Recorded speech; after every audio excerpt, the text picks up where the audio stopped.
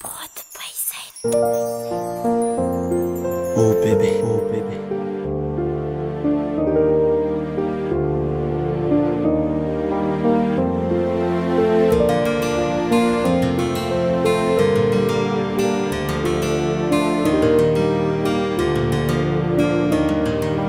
Toto aizindray no ahitako olotsotra tohanao indrery malala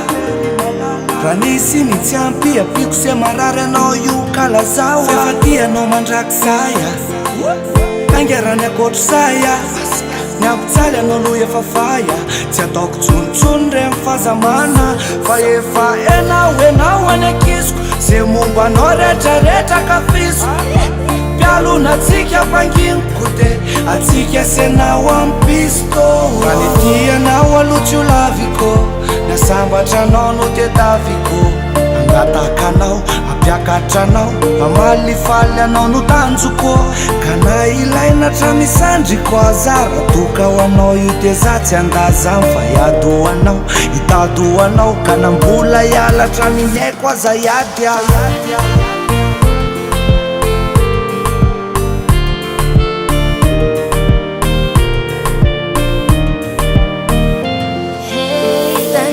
Savadiko zakwanemba manzini fonyaptantrano famamuntany mba ombiananya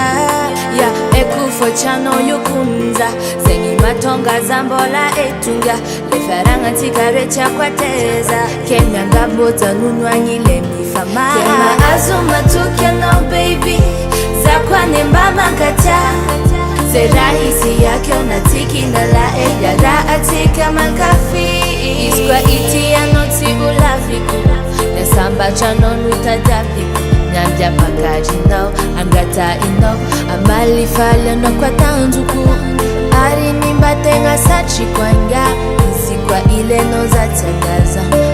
Nanga zesi chako yaramata mno yu za utiala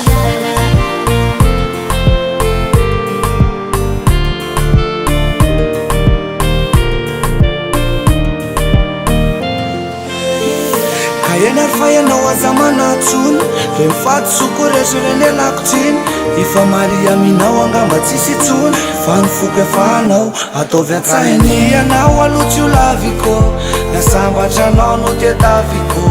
angatakanao ampiakatranao amalifaly anao no tanjoko ka na ilaina tramisandriko azara toka ho anao io de za tsy andazam fa iadohanao itadohanao ka nambola ialatra mineko aza iady iti anao tsy olaviko nasambatra no tadiaviko nyambya pakarinao angatainao amalifaly anao kwa tanjoko ari nimbatenga satri kwanga izikwa ile no za tangaza nanga zesi chako yaramata mno yu za utiala